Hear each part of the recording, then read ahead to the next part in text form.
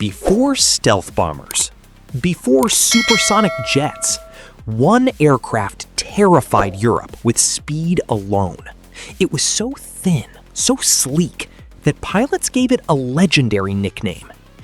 But what made the Dornier Do one of the most recognizable bombers of World War II?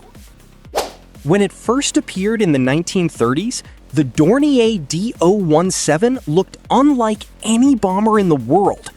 Its narrow fuselage promised one major advantage: speed. However, things got even more interesting. Although designed to outrun enemy fighters, changing air combat quickly challenged that philosophy.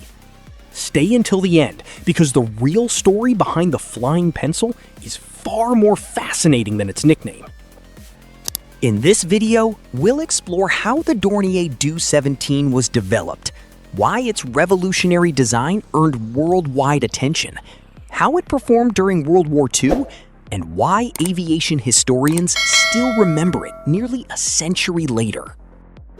Few people know this. For decades, no complete Dornier Do survived.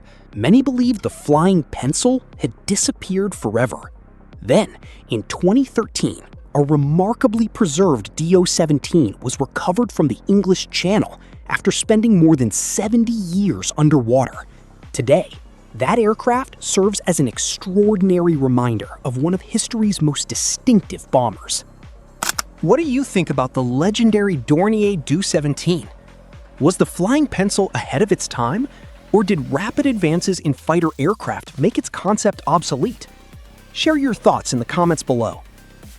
If you enjoy military aviation, World War II history, and legendary aircraft documentaries, don't forget to like, subscribe, and turn on notifications. Thanks for watching, and we'll see you in the next mission.